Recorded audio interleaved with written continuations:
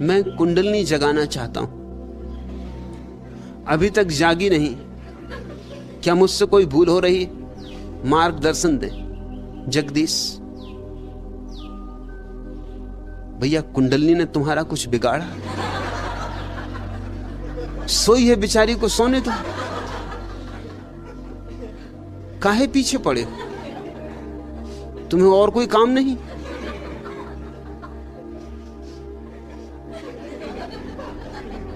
कुंडलनी क्यों जगाना चाहते हो?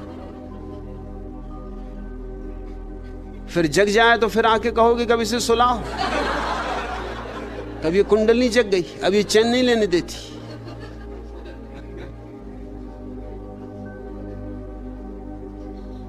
शब्द सुन लिए, और शब्द सुन लिए हैं तो शब्दों के साथ वासना जुड़ जाती। कुंडलनी जगाने की भी कोई जरूरत नहीं है। कुंडलनी जगाने का भी एक शास्त्र है, लेकिन उससे गुजरना आवश्यक नहीं। जीसस बिना उससे गुजरे पहुंच गए, बुद्ध उससे बिना गुजरे पहुंच गए, महावीर पहुंच गए। उस रास्ते से जाना आवश्यक नहीं, और उस रास्ते से जाना खतरनाक भी है।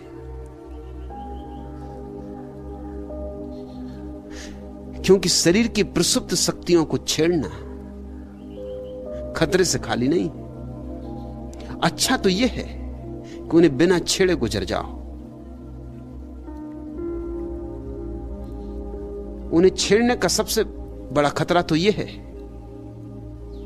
कि हो सकता है तुम फिर उन पर काबू ना पा सको, तुम्हारे भीतर इतना बड़ा विस्फोट हो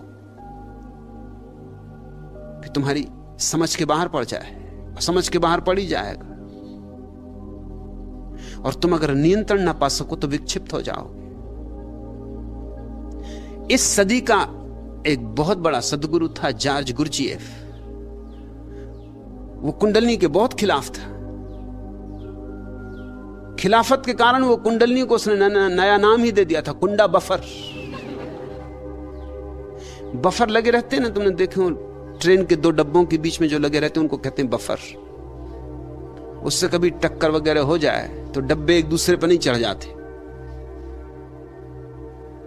वो जो बीच में बफर लगे रहते हैं वो धक्के को पी जाते। ऐसे कार में ही स्प्रिंग लगे रहते, वो भी बफर है। उनके कारण भारतीय रास्ते पे भी कार चल सकती,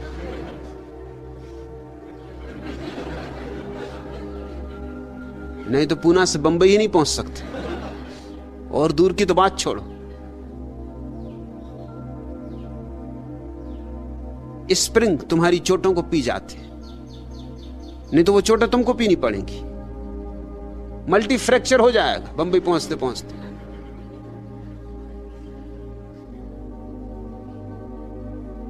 उतरोगे नीचे तो घर के लोग ही नहीं पहचान पाएंगे कि तुम ही हो।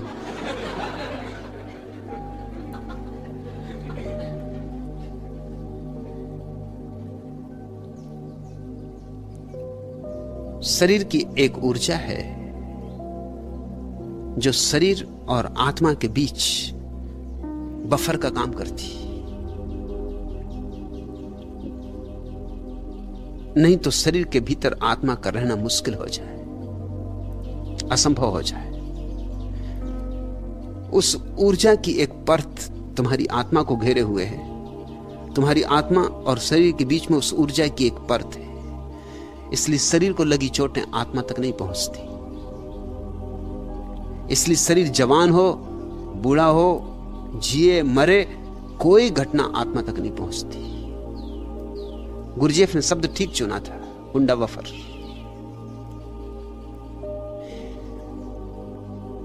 इसको जगाने की कोई जरूरत नहीं। इसका काम भली भांति हो रहा है। इसे जगा के भी स्वयं तक पहुंचा जा सकता है, लेकिन वो नाहक की झंझटें मोल लेनी।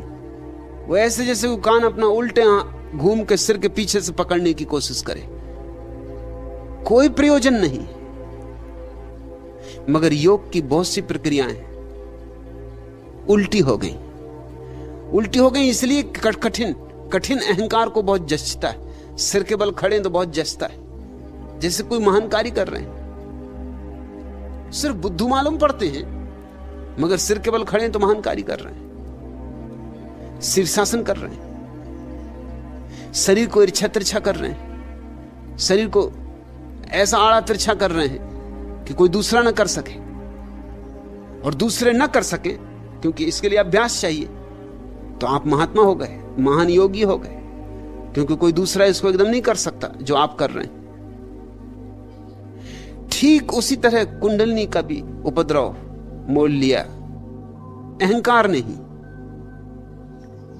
इसको जगाने से कुछ सिद्धियां उपलब्ध हो सकती हैं, और अहंकार सिद्धियों से बहुत प्रसन्न होता है।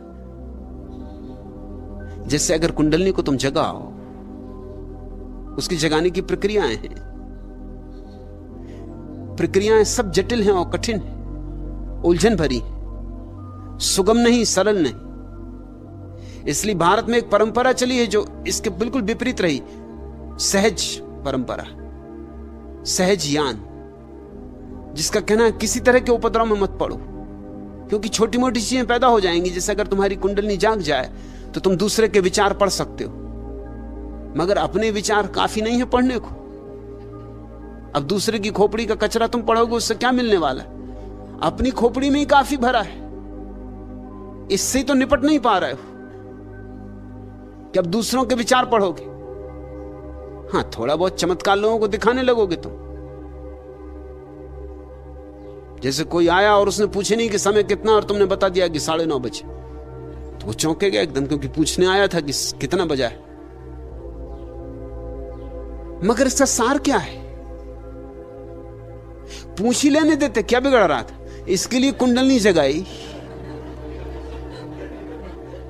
और कुंडलिनी जगाने में वर्षों लगेंगे, और ये काम तो क्षण भर में हो जाता। उसको पूछना था तो पूछ लेता। रामकृष्ण के पास एक आदमी आया जिसकी कुंडलिनी जग गई थी।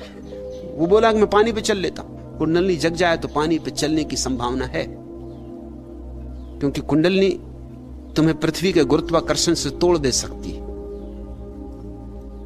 मगर खतरे भी हैं उसके, क्योंकि पृथ्वी के गुरुत्वाकर्षण से टूट गए तो तुम्हारे शरीर की बहुत सी प्रक्रियाएं अस्त व्यस्त हो जाएंगी, जो कि गुरुत्वाकर्षण से बंधे होने के कारण ही व्यवस्थित।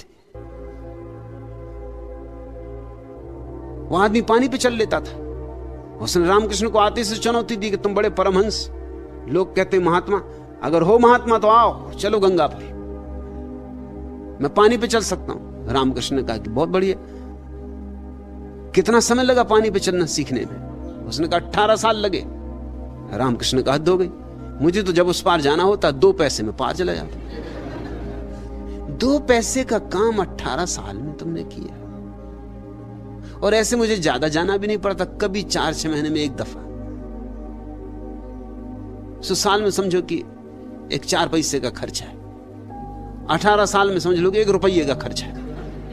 1 रुपये के पीछे 18 साल गंवा दिए। भैया तू होश में है? और पानी पे चल के करेगा क्या? सब घूम फिर के फिर यहीं आ जाएगा।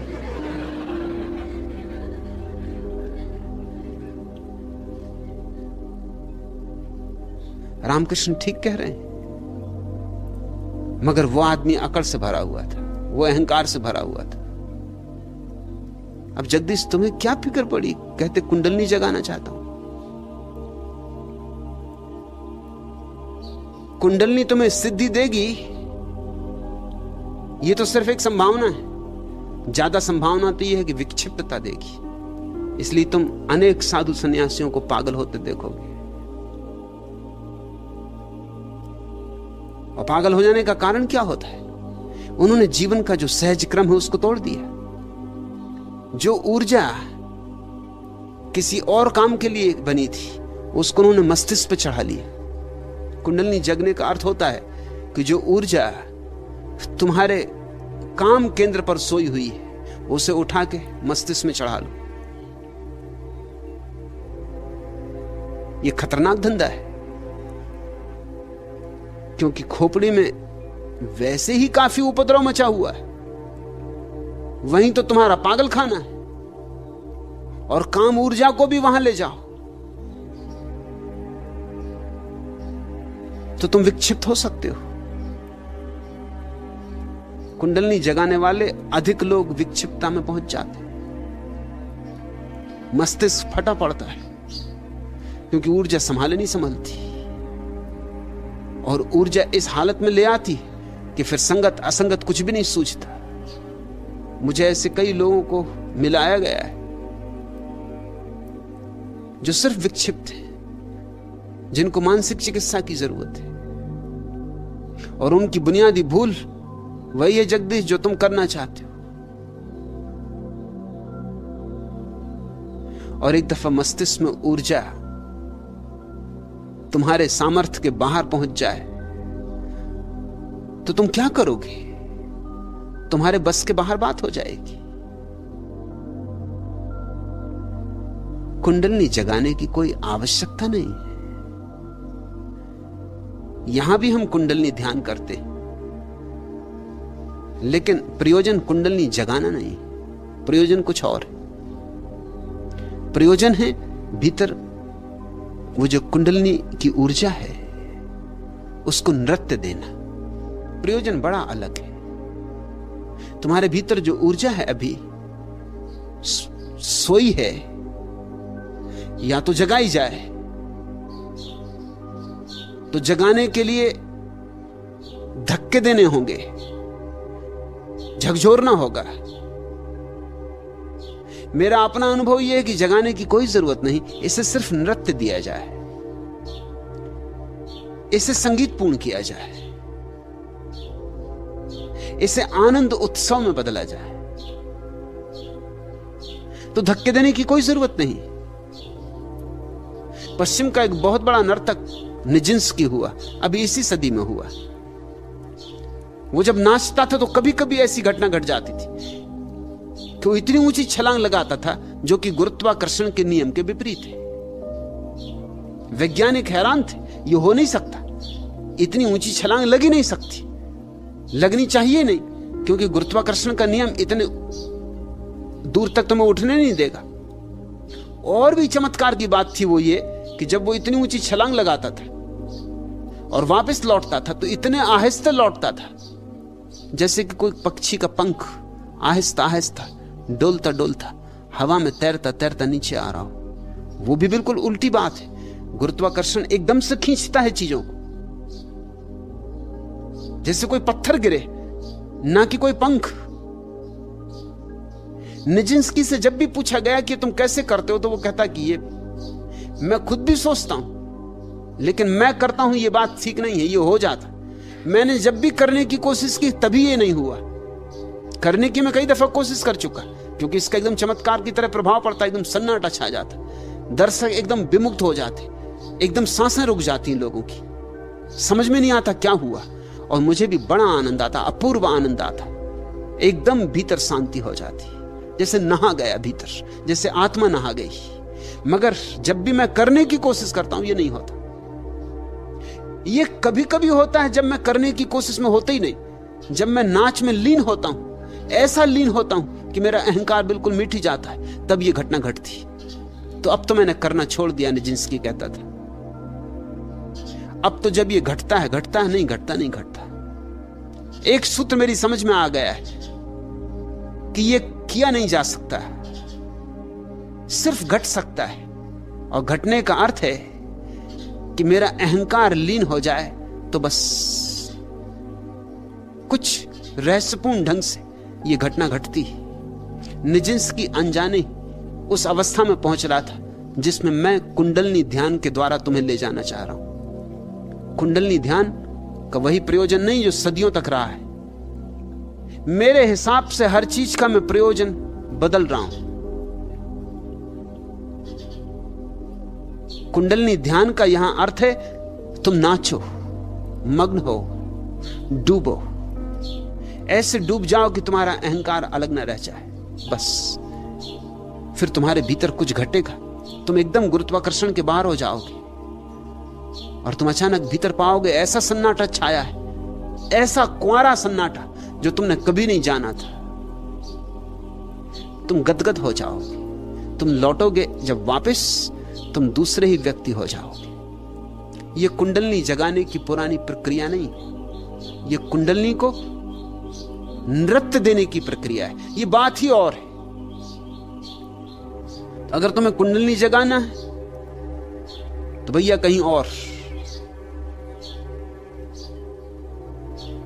अगर कुंडलनी को नृत्य देना है तो यहां यह घटना घट सकती है, और फासले बहुत हैं। कुंडलनी को नृत्य मिल जाए, भीतर की ऊर्जा नाचने लगे तो कोई खतरा नहीं है, तुम विक्षिप्त कभी नहीं होगे, तुम और भी ज्यादा स्वस्थ हो जाओगे। तुम्हारी विक्षिप्तता कुछ होगी तो समाप्त हो जाएगी, और तुम्हारे अहंकार को कभी बल नहीं मिलेगा कि पानी पे चल के दिखा दूं, कि बादल में आकाश पे बैठ के दिखा दूं, कि हवा में उड़ के दिखा दूं। क्योंकि अहंकार मिटेगा तभी ये नृत्य होगा, और जब भी अहंकार वापस लौटेगा तुम ये कर ही नहीं पाओगे। ये तुम्हारे अहंकार के बस में नहीं होने वाली बात। कुंडलनी जगाने की जो प्रक्रियाएं हैं वो तुम्हारे अहंकार को भर सकती, ये प्रक्रिया तुम्हारे अहंकार को मिटाती, पहुंचती। पतंजलि ने जब सूत्र लिखे थे उस समय को 5000 साल बीत गए। 5000 साल में आदमी को बहुत कुछ अनुभव हुए। पतंजलि खुद भी अगर आज वापस लौटे तो मुझसे राजी होंगे, क्योंकि 5000 साल में जो मनुष्य को अनुभव हुए, पतंजलि को उनका हिसाब रखना पड़ेगा, उनके आधार पर फिर से योग सूत्र लिखना होगा। बुद्ध को हुए 2500 वर्ष हो गए, महावीर को हुए 2500 वर्ष हो गए, काफी समय है ये। दुनिया बैलगाड़ी से जेट विमान तक पहुंच गई। मनुष्य वैसा ही नहीं रहा जैसा था, और इस बीच हमने जो अनुभव किए, उन अनुभवों ने हमें बहुत कुछ सिखाया है। मैं जो भी ध्यान की प्रक्रियाएं दे रहा हूं वे अधुनातन है। अगर पुरानी प्रक्रियाएं भी उपयोग कर रहा हूं तो उनमें से उस सब को काट दिया है जिनसे तुम्हें खतरे हो सकते हैं, और उस सब को जोड़ दिया है जो कि इन 2500-3000 5000 सालों के अनुभव से जोड़ा जाना चाहिए। यह एक अभिनव प्रयोग हो रहा है। अगर शब्द मैं पुराने भी उपयोग कर रहा हूं, क्योंकि शब्द तो पुराने ही हैं, सभी शब्द पुराने, कोई ना कोई शब्द उपयोग करना होगा, तो भी मैं उनको अर्थ अपने दे रहा हूं। पुराने शब्दों के वृक्षों पर अपने अर्थ की कल में लगा रहा हूं। इसलिए तुम मेरे शब्दों को ठीक पुराने अर्थों में मत लेना, नहीं तो तुम मुझे नहीं समझ पाओगे, तुम कुछ का कुछ समझ लोगे। तुम वंचित ही रह जाओगे उस अनूठे प्रयोग से जो यहां चल रहा है।